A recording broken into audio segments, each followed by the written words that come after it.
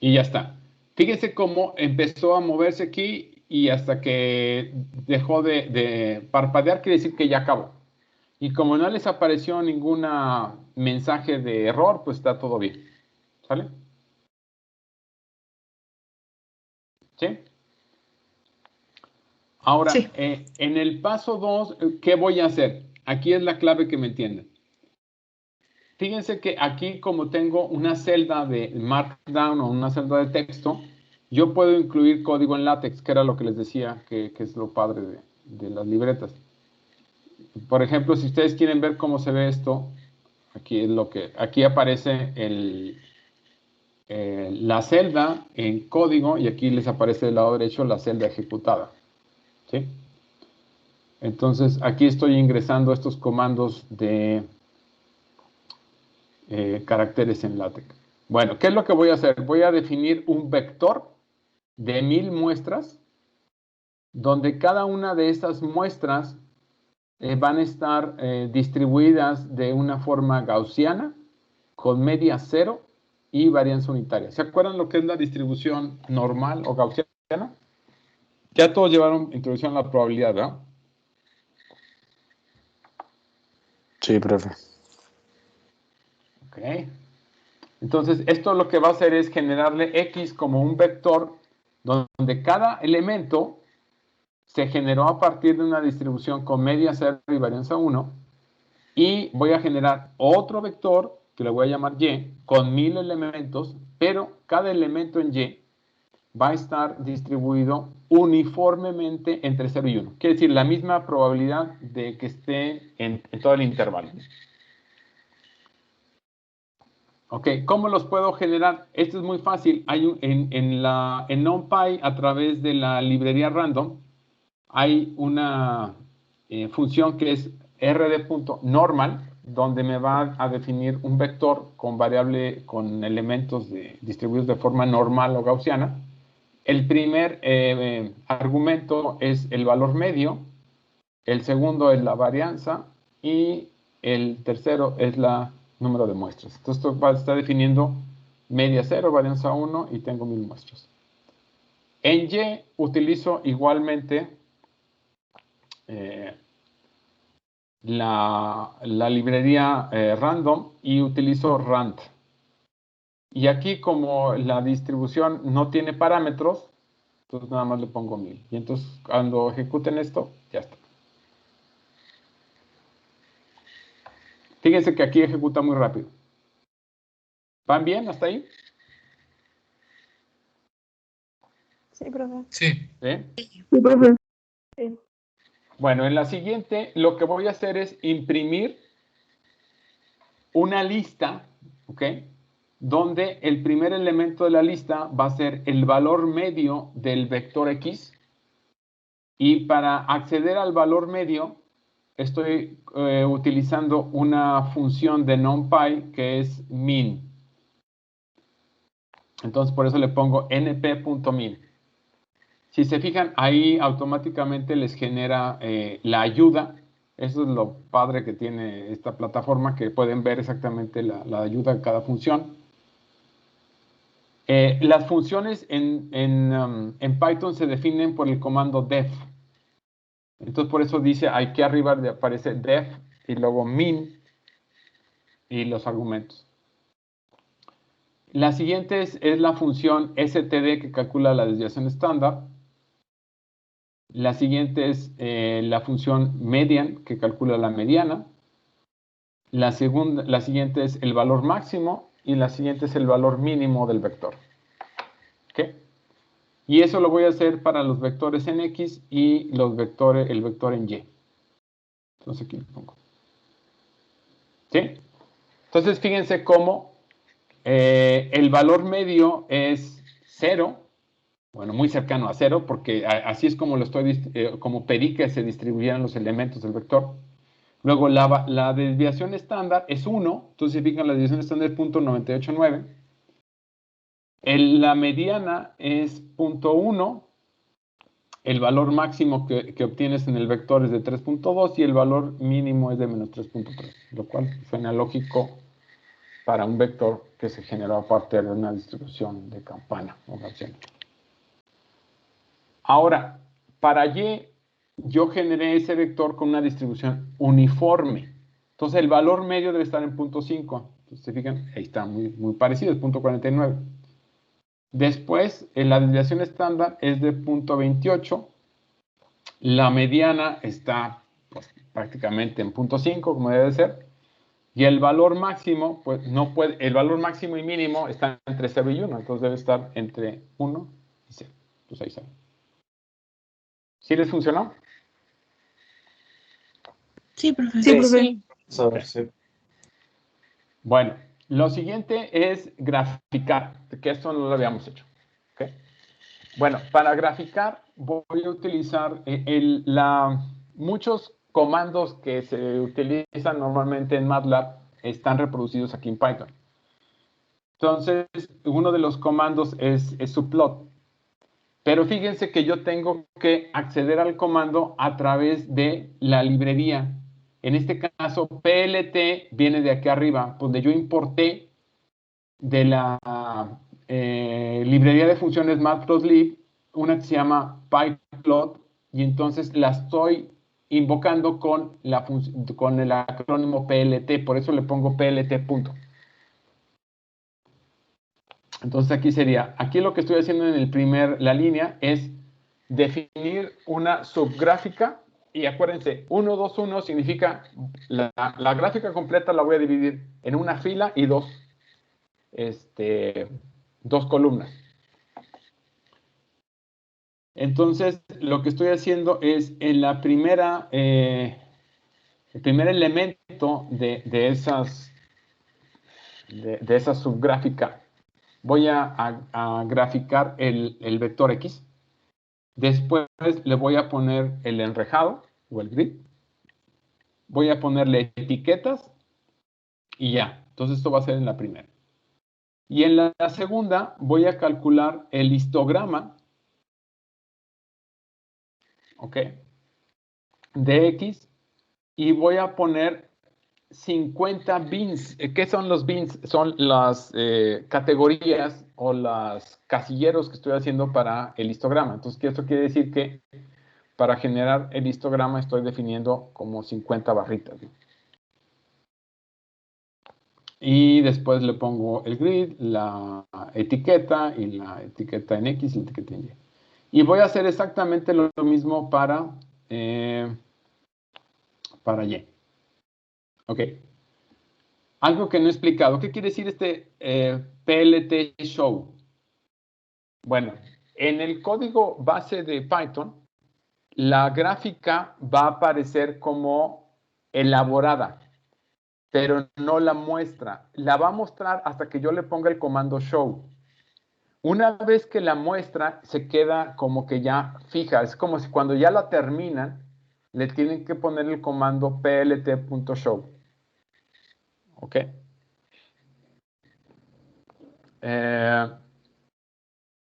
Ok. Ya que le ponen el plt.show, es como soltaran la gráfica y ya no la pueden editar. Ya, ahí sí quedó como quedó. ¿Ok? Entonces, todo lo que quieran hacer antes de ponerle el punto show, quiere decir que todavía la pueden seguir editando. Entonces, aquí, voy a poner aquí. Fíjense que qué es lo que me generó. Me generaron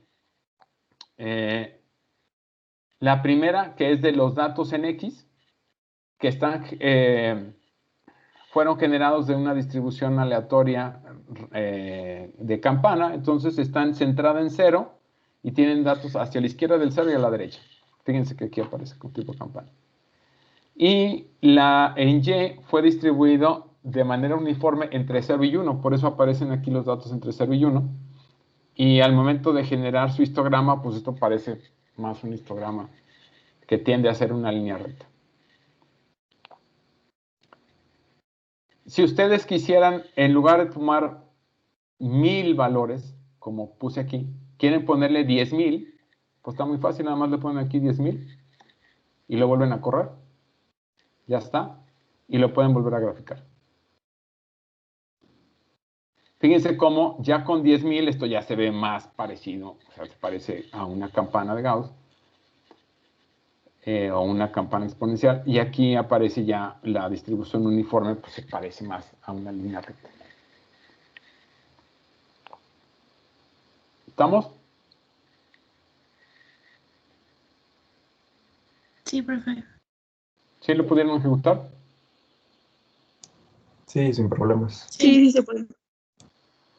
Ok, lo que sigue a lo mejor me estoy dando cuenta que no me van a entender todavía porque no han llevado a nada de estadística, pero bueno. Hay unas gráficas que se llaman diagramas de caja que les permite ver cómo se dispersan los datos digamos, en este caso del vector X y Y. Entonces, eso es lo que hace la siguiente línea.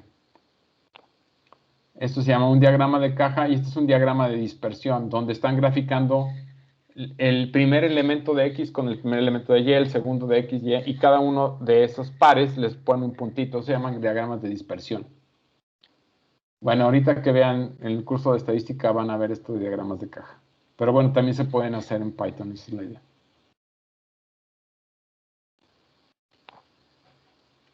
¿Ok? ¿Vamos bien? Sí. ¿Sí?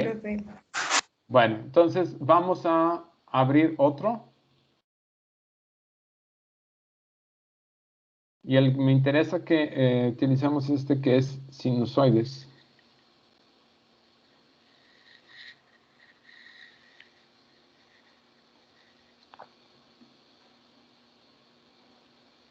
Profe, si este lo guardo y lo cierro, ¿se queda en mi lab? ¿O se queda No. en...? ¿No? No, porque lo tienes en la nube. Entonces, ese es el tema, que básicamente no lo puedes salvar. La única manera de salvarlo es que lo salves como un archivo en Google Drive. Ah, ok. O sea, sí puedes salvarlo, pero lo tendrías que salvar en la nube. Eso es que necesitas tener el almacenado del Drive. Ok, gracias. ¿Sí? Si no, lo que va a pasar es que se va a borrar.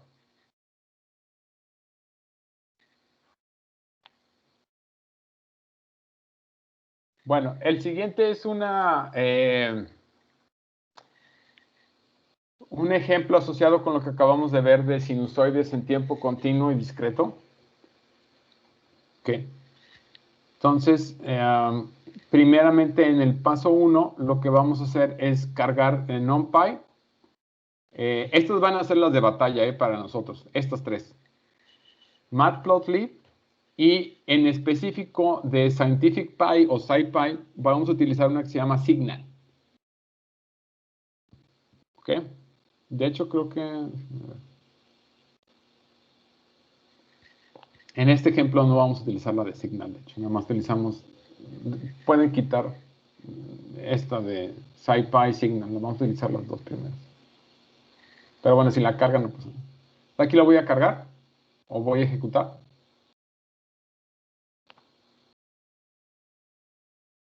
Ya está. ¿Listo? Ahora, fíjense, ¿qué es lo que voy a hacer? Voy a definir dos señales sinusoidales de 10 y de 100 Hz y las voy a graficar en una ventana de tiempo de 1 segundo. Entonces, lo primero que tengo que hacer es definir el vector de tiempo. Y para eso voy a utilizar una función que se llama linspace. ¿Qué es lo que hace linspace? Me lleva del punto 0 al punto 1.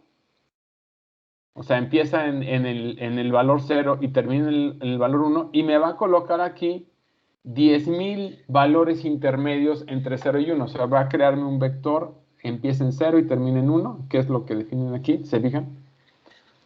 Y me va a tomar 10,000 valores. Ahora, endpoint igual a false, que es un booleano. ¿Por qué? Porque quiero que no me llegue hasta el 1. Entonces, el último dato no va a ser el 1, sino va a ser 1 menos 1 entre 10,000. básicamente. ¿Ok? Bueno, después voy a definir F1 y F2 como las frecuencias de las señales que quiero graficar. Y para graficar, bueno, para generar las señales cosenoidales, utilizo una función de NumPy que es cos de coseno. Okay, entonces aquí le voy a poner 2 por... Ahora, en Python no existe la variable pi como tal. Existe np.pi, ¿ok? Porque está definida en la librería NumPy, aquí aparece, que es un flotante. Luego por F1 por T. Y luego defino lo mismo para X2. ¿Sale? ¿Vamos bien? Sí. Enseguida voy a crear una figura.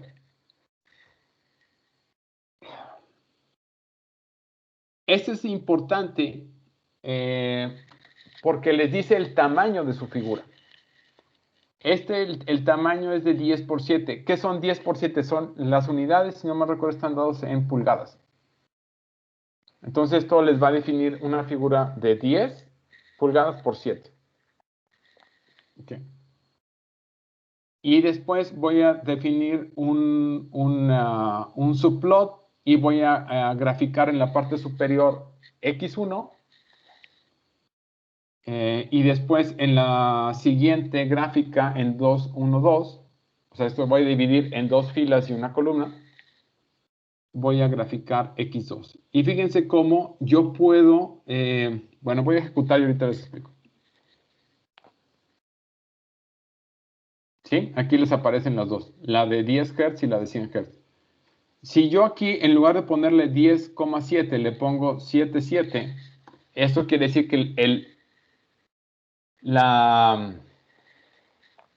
el tamaño lo voy a hacer más pequeño. Fíjense. ¿Sí se fijan que quedó más chiquito? Entonces eso sirve para, digamos, para incrementar el tamaño de la figura, este 10,7. De hecho, le pueden poner aquí, no sé, 14.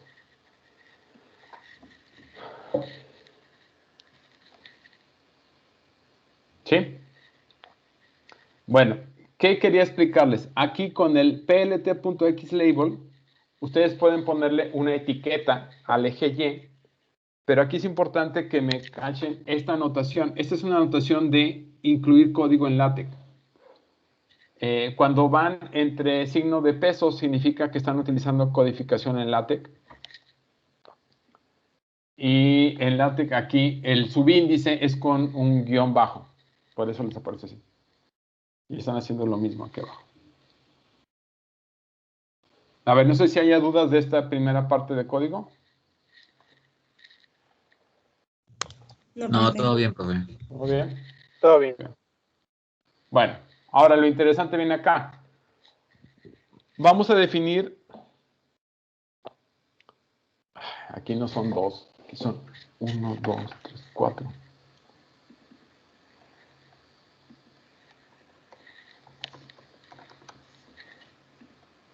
Voy a definir 4 señales sinusoidales en tiempo discreto, pero lo voy a hacer con diferentes frecuencias. Fíjense, lo voy a hacer de 1 octavo, 9 octavos, 2 y menos 1 octavo.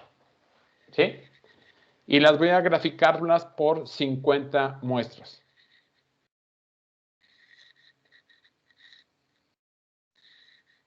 ¿Ok? Fíjense. ¿Cómo lo voy a hacer? A ver, voy a primero ejecutar y después explico. Entonces aquí.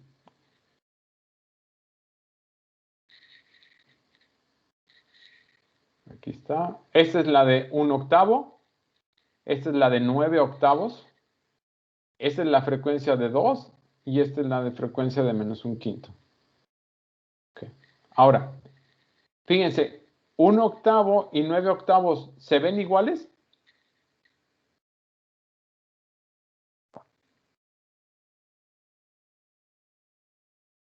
Fíjense, es la frecuencia de la primera de 1 octavo, quiere decir que cada 8 muestras se repite. ¿Se cumple? Ahora vamos a ver. Aquí sería 1, 2, 3, 4, 5, 6, 7, 8 muestras. Está bien. Ahora, la de 9 octavos es exactamente idéntica. ¿Alguien sabe por qué?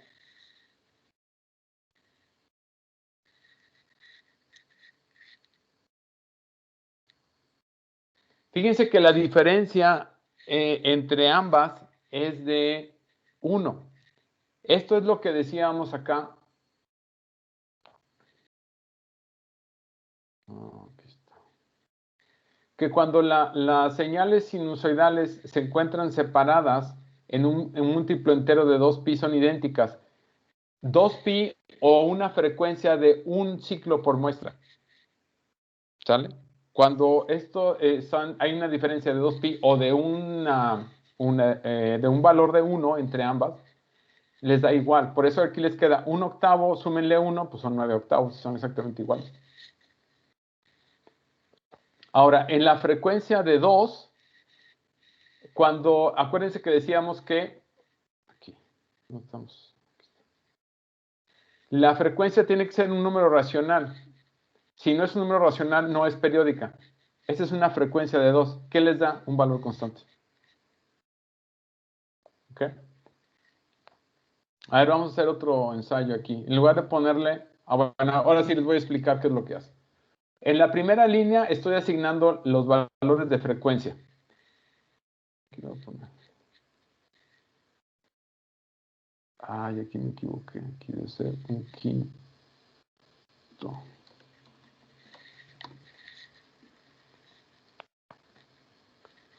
Entonces aquí estoy asignando F1, F2, F3 a estos valores de 1 octavo, 9 octavos, de 2 y 1 quinto. ¿Okay?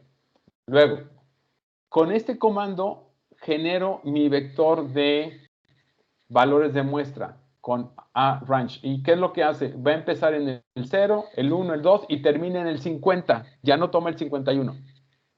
¿Sale?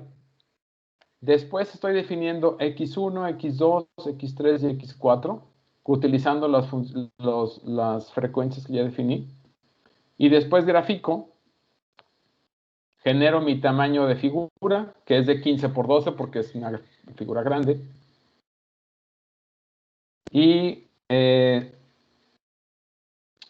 utilizo un subplot y en específico para que se vea como si fuera una señal discreta, utilizo la función plt.stem.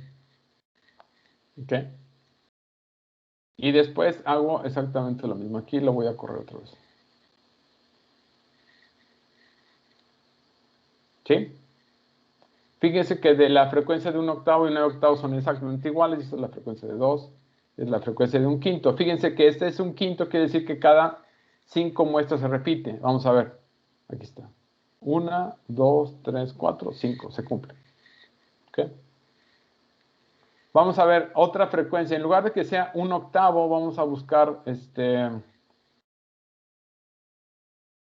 a buscar aquí un décimo. Y vamos a sumarle 2 a un décimo. Entonces esto va a ser 21, no, décimos. Y aquí vamos a utilizar una frecuencia, no sé, de 5. A ver, vale, nuevo. Abusado, aquí es de un décimo. Ok, aquí modificamos. Entonces aquí déjenme modificar. Aquí sería décimo. 21 décimos. Esta es una frecuencia de 5. Y aquí le dejamos tal cual. Fíjense, aquí tengo un décimo. Vamos a checar. Esto quiere decir que son 10 muestras por ciclo. Aquí sería 1, 2, 3, 4, 5, 6, 7, 8, 9, 10. ¿Ok? Y fíjense, la frecuencia de 21 décimos, pues es exactamente la misma señal. Esto quiere decir que hay un traslape entre esta frecuencia y esta otra. Es lo que les decía. Aunque está aumentando la frecuencia, en discreto se ven iguales las señales. Lo que no pasa en tiempo continuo. La frecuencia de 5 muestras por ciclo da un valor constante. A ver, no sé si pudieron sacar esto. Sí, profe. ¿Sí? ¿Dudas?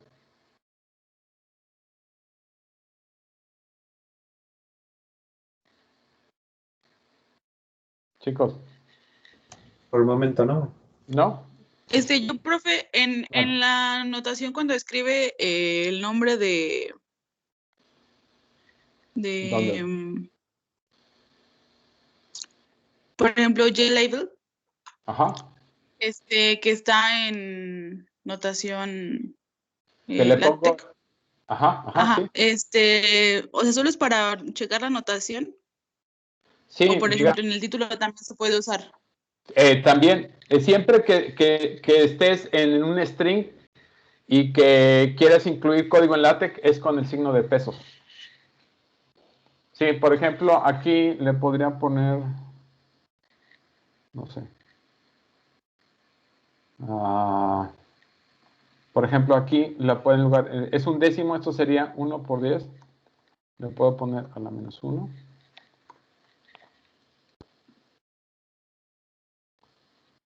¿Te fijas cómo aparece 10? Aquí está a la menos 1.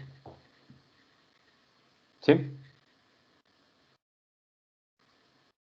Sí, sí, lo puedes incluir tanto en las etiquetas como en los títulos. En cualquier punto de tu gráfica puedes incluir esa anotación de LaTeX.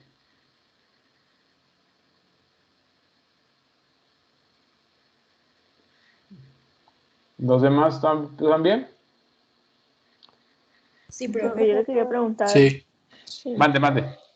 si es posible de que, ya ve que ahorita cambiamos las frecuencias y obviamente o sea, no cambió, lo tuvo que cambiar manual los subtítulos de las gráficas. Ajá. Y le quería preguntar si se podía poner como, o sea, asignar más bien, no sé, que diga frecuencia de F ciclos por muestra, pero F lo muestre dependiendo de qué valor tenga en ese momento. Sí, nada más abusada porque tendrías que hacer una...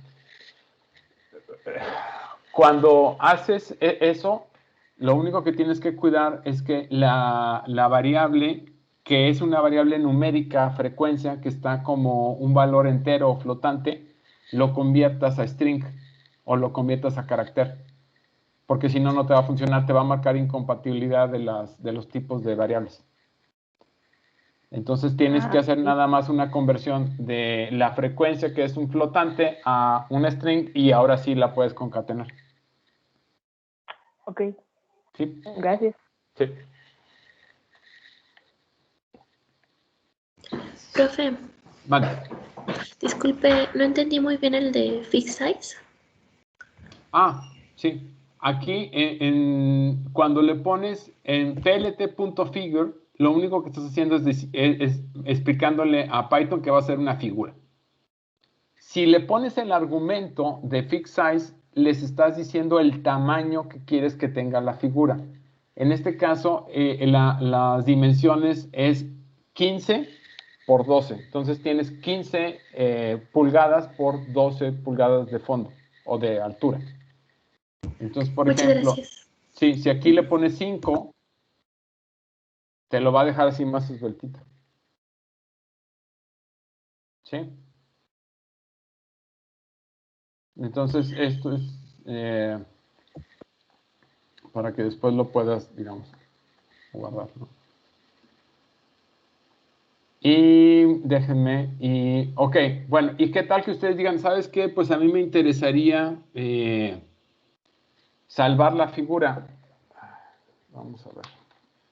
Esto lo pueden hacer siempre y cuando antes de que den la extensión .show pueden hacer el salvar la figura. Y déjenme ver si no aquí está. Entonces debe ser esto, es PLT y se llama SafeFig.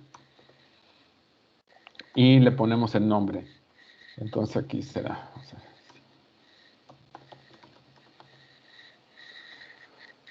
No sé, PNG. Okay. Pueden ponerle extensiones PNG, JPG, PostScript o creo que inclusive PDF. No estoy seguro, creo que sí.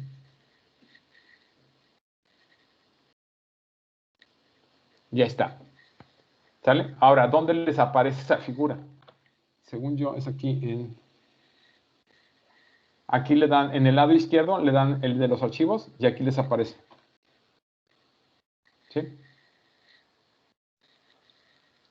Y como esta figura la tienen que descargar porque está en la nube. Entonces, a ver. Y vamos a checarle.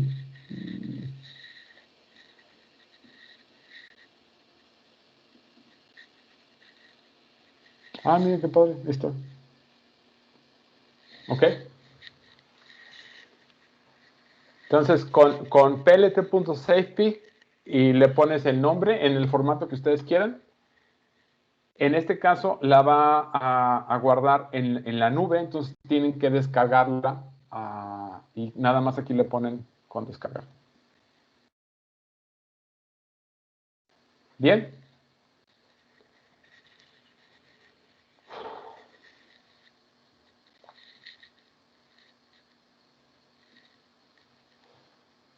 Muchachos. Sí, profe, ¿todo bien? Sí, profe, todo bien.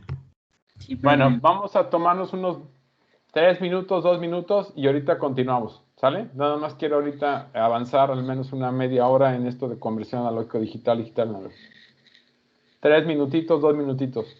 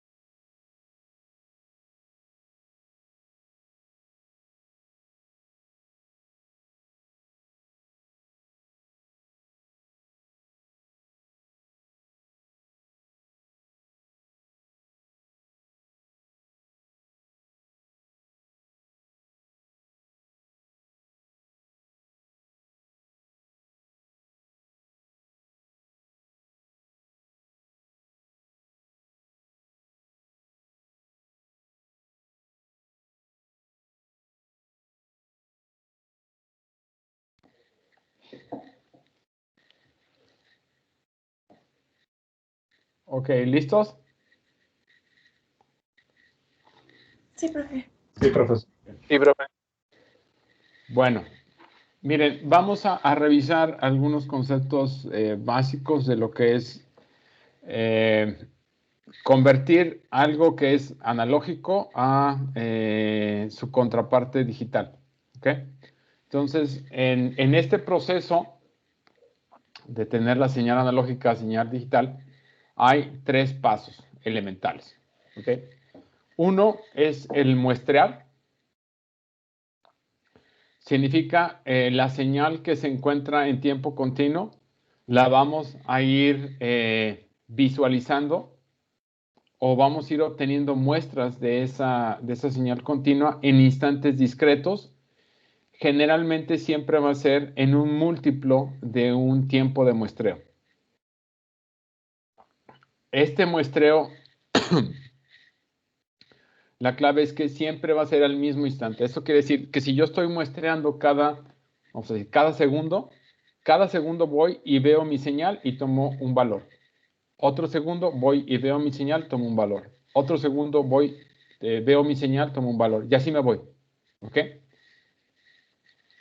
Esto lo podemos expresar matemáticamente con esta ecuación. Fíjense, lo que dice esta ecuación es que la señal en tiempo discreto, que depende de un valor n, es la señal analógica en el instante n por el periodo de muestreo. ¿Sí? Esto quiere decir, esta es la señal analógica original.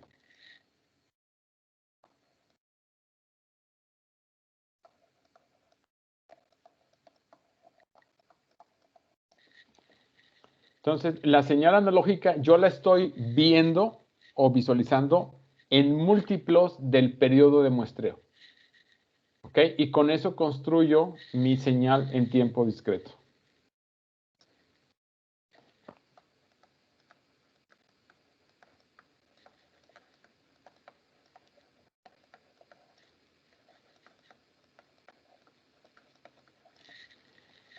¿Ok? Entonces, ese es mi primer proceso clave de la conversión analógico-digital, muestrear, o sea, visualizar. Fíjense que esto puede ser tiempos de muestreo muy pequeños, por ejemplo, cada milisegundo, cada 100 milisegundos, cada segundo, pero eso también puede aplicar a tomar mediciones, por ejemplo, al nivel de cada 5 horas, cada 10 horas o cada 24 horas. O sea, lo único es el muestreo implica hacerlo en un mismo tiempo, en una misma base de tiempo. ¿Ok? Bueno, el siguiente proceso se llama la cuantización. Esto quiere decir, cada una de estas muestras que tomé de la señal analógica tienen una precisión, pues, infinita. ¿Sí? A lo mejor el valor es 12.9748, no sé. ¿Ok? Y la idea es que vamos a representarlo en un valor finito. ¿Ok? Y esto es lo que se hace a través de la cuantización. ¿Ok? La cuantización la vamos a expresar como si fuera un mapeo, que le vamos a llamar mapeo Q. ¿Ok? Y la clave es que esa cuantización la vamos a hacer en un rango. ¿Sí? Entonces, para poder hacer la cuantización, nosotros tenemos que definir de antemano cuál es ese rango de mi señal analógica que voy a utilizar para la conversión analógico-digital. ¿A qué me refiero? Antes de hacer el proceso, ustedes tienen que haber muestreado, bueno, no muestreado, sino analizado cuál es el rango de valores que toma la señal analógica, para poderme definir este intervalo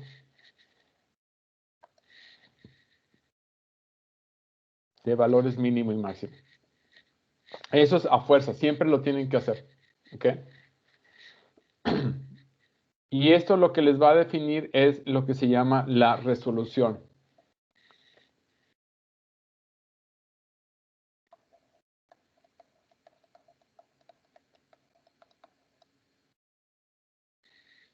Ay, se ve muy feo.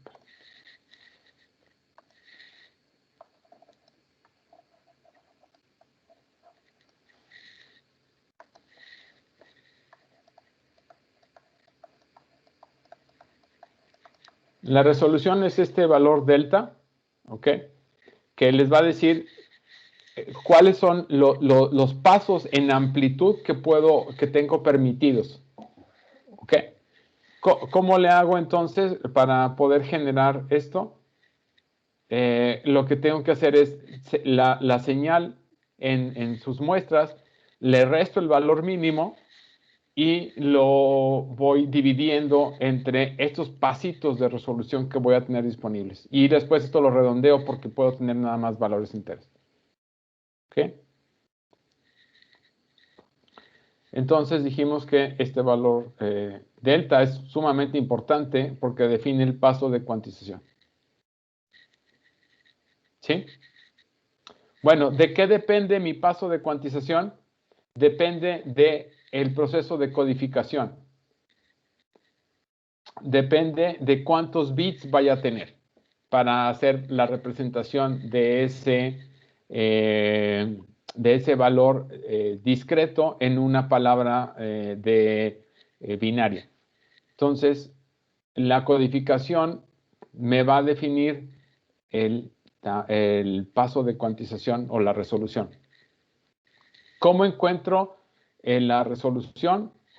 El paso de cuantización o la resolución es el rango de valores de voltaje que para la señal analógica, el valor máximo menos el mínimo, entre 2B menos 1. 2B menos 1 son el número de niveles que voy a tener para representar mi valor analógico. Esto es muy importante.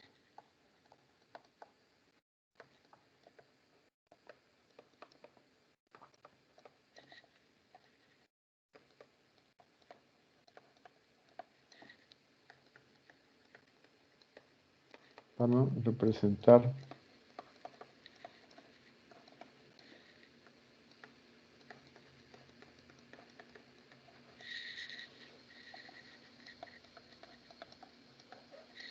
¿ok? Ahora, aquí lo importante. ¿Qué pasa si yo aumento el número de bits? ¿Qué pasa con la resolución o el paso de cuantización?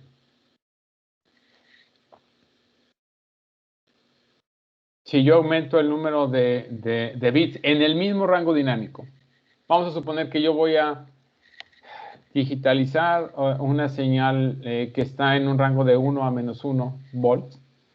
Entonces, ¿qué pasa si yo empiezo a aumentar el número de bits? Digamos que voy a utilizar primero 8 y luego utilizo 12 y luego utilizo 16. ¿Qué pasa con este paso de cuantización, este valor delta? ¿Crece o decrece? ¿Aumenta o decrementa? Decrementa. Exacto. ¿Sí? Si ustedes empiezan a aumentar el número de bits, este denominador cada vez se va a hacer más grande. ¿Por qué? Porque tienen más niveles para representar la amplitud de la señal discreta. ¿Ok?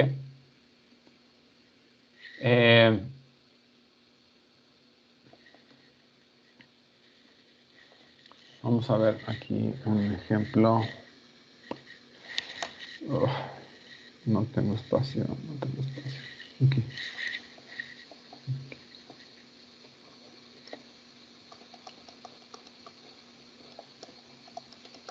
¿Tienen su calculadora? Sí.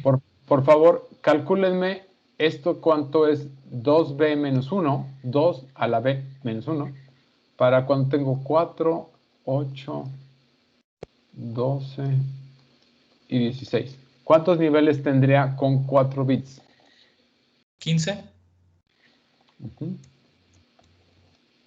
¿Con 8? 255. Fíjense que 255 les debe de sonar un número muy utilizado, porque este es el número de bits que se utiliza para representar las imágenes, por ejemplo, en el RGB, en formato de color. Entonces, cada píxel o cada elemento de las imágenes RGB está definida en un rango de 0 a 155, es decir, tiene 8 bits para cada píxel. 12. 4095. ¿Qué? 16. Y 65.535.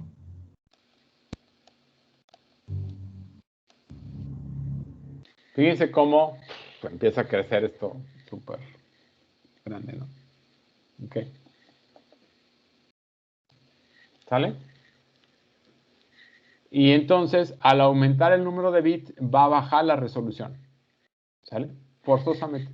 O el nivel de cuantización. Ok, fíjense que aquí el cambio es bastante grande. Ok, el otro punto que quiero mencionarles, y que también es importante, Si ustedes aumentan el número de bits en su proceso analógico digital, pues sí, mejora la resolución o mejora la cuantización, se hace más pequeña. Pero ¿qué creen que pase también? ¿Habrá algún efecto negativo o algún detalle adverso? Que ocupe más espacio de memoria o más tiempo en realizar la... Dos cosas que tenemos que siempre tener en cuenta. Una, tienen más información. Entonces, es importante saber si necesitan ustedes esa extra información extra. Porque a lo mejor si están en 8 bits tienen 255 cada muestra, pero si están en 16 bits tienen 65,000. Imagínense la cantidad de datos extra que tienen. O la cantidad de memoria que necesitan para guardar eso, ¿no? Entonces,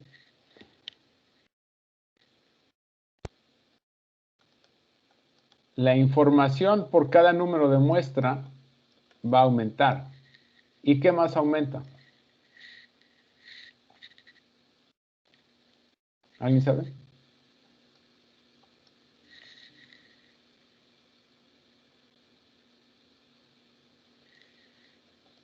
Bueno, es más caro también. ¿Sí? Es mucho más caro un proceso de conversión analógico digital de 16 bits que de 8. Mucho. ¿Ok? Entonces, eso también es otro punto que tienen que siempre evaluar. Al tener un mayor número de bits, el costo de su implementación también va a subir. ¿Ok? Ok. Bueno, ya que tenemos el dato, ok, muestreamos entonces. Después cuantizamos, limitamos la amplitud. Y después codificamos. ¿Qué quiere decir codificamos? Que llevamos a que cada muestra va a representar un número binario de tantos bits. ¿Ok? Entonces, fíjense, tienen esta gráfica es lo que trato de mostrarles. Tienen su señal analógica, la muestrean, entonces la empiezan la visualizan en instantes particulares. Después la cuantizan, ¿qué quiere decir? Que la limitan en la amplitud. Y después, cada una de estas muestras les va a generar un número binario. Entonces, lo que ustedes obtienen de esta señal analógica de entrada, eventualmente es una secuencia de palabras binarias de tantos bits, de B bits. ¿Sí?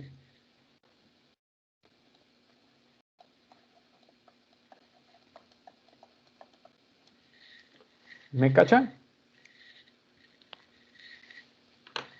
Sí, profe. ¿Sí? Sí. Ok, entonces ténganme en cuenta esa parte, ¿sale? De una señal de voltaje, ustedes lo que están recuperando dentro de su sistema digital son palabras binarias que representan la amplitud de cada una de esas muestras. ¿Ok? Bueno, podemos tener, y bueno, ¿qué es lo que va en el procesamiento digital? ¿Qué es lo que hacemos? Convertimos analógico digital, entonces esas muestras, esta secuencia de datos binarios, la vamos a procesar y eventualmente necesitaríamos en ocasiones convertir el dato binario digital a nuevamente analógico. ¿Cómo se hace eso? Bueno, generalmente se utilizan circuitos que utilizan operacionales, lo que se llaman arreglos de resistencias o escaleras de resistencias. Creo que apenas ahorita están viendo fundamentos de electrónica digital, ¿verdad? ¿Sí? Sí. Sí, sí, Entonces, no voy a entrar mucho. Básicamente, fíjense, esto es lo que hace. Tengo este número binario. Tienen, en este caso, 4 bits. Y entonces, esto representa el estado de cada uno de estos switches. Cuando está en alto, el bit, o sea que es un 1, me aparecería el valor del voltaje de referencia. Y cuando está en 0, me lo va a mandar a tierra. Y lo que estoy haciendo es jugando con el peso de cada una de estas resistencias para generar un voltaje de salida. ¿Sale? Hasta ahí lo quiero dejar. ¿Ok? pero es relativamente más sencillo el proceso de conversión de digital a analógico. ¿Ok? Básicamente es ajustar estos switches para generar o reproducir una onda de voltaje. ¿Ok? Aquí hay otro circuito parecido que es mucho más sencillo. ¿Por qué es más fácil este? Porque si se fijan, en este, aquí hay solamente valores de resistencia y del doble. En cambio, acá el de arriba necesito tener valores de la mitad de la resistencia, de un cuarto y de un octavo. Entonces es más difícil de implementar. Bueno, ¿qué es lo que va a pasar? Aquí les voy a mostrar esta gráfica. Los números binarios eventualmente se van a ver como una señal de escalera, donde cada valor de la amplitud de esta escalerita va a depender del valor binario. ¿Ok? Entonces, este proceso de conversión que genera este tipo de voltaje de escalera se llama retenedor de orden cero. ¿Ok? O aproximación de escalera. Y la idea es que en el intervalo de voltaje en el que generalmente hicimos la conversión analógico-digital, vamos a generar en ese mismo rango la conversión digital analógica. ¿Qué es lo que hacemos? Aquí es lo que trato de mostrarles en esta ecuación. El valor digital o el valor o la palabra binario o el número binario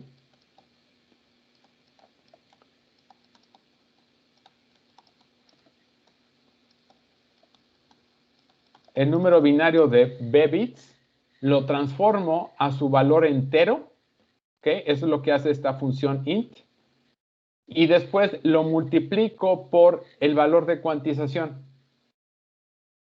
¿Sale? Fíjense que estoy haciendo, es como si pensáramos que la operación opuesta de lo que hice del analógico digital. Ahora lo que hago es, el dato en binario lo transformo a entero, ese entero lo multiplico por el paso de cuantización y le sumo el voltaje mínimo. Y esto me va a generar la aproximación de la señal discreta, de la analógica.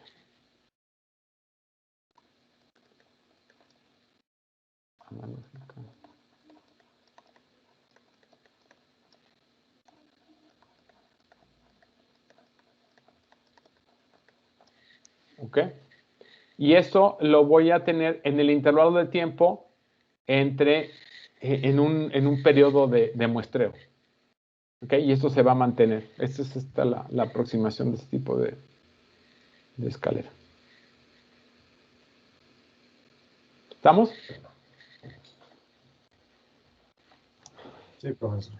¿Sí? Bueno.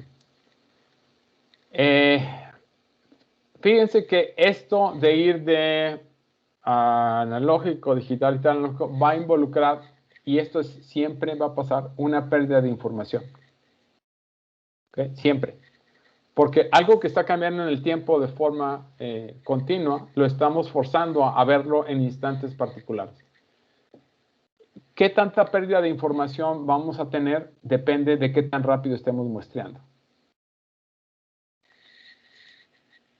¿Sí?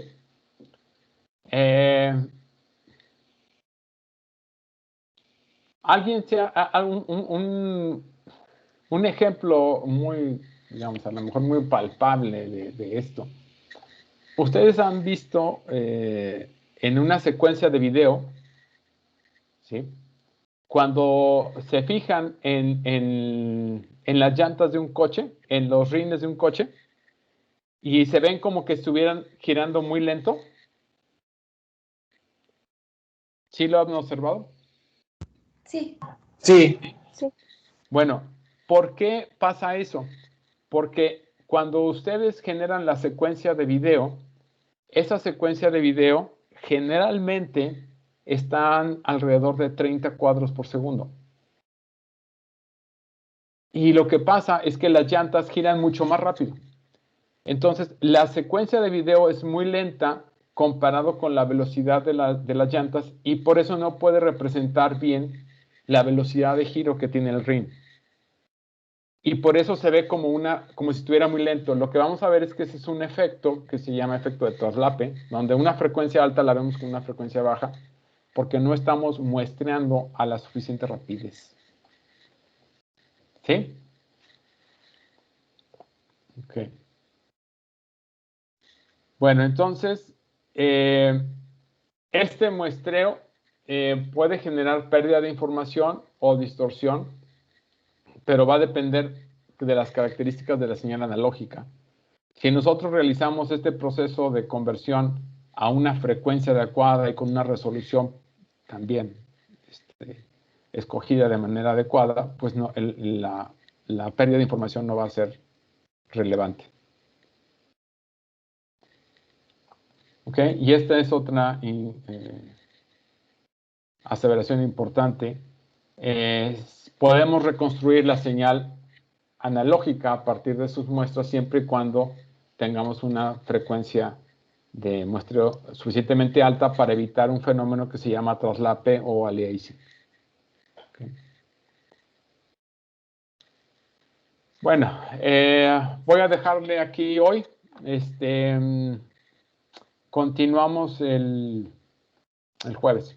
¿Sí?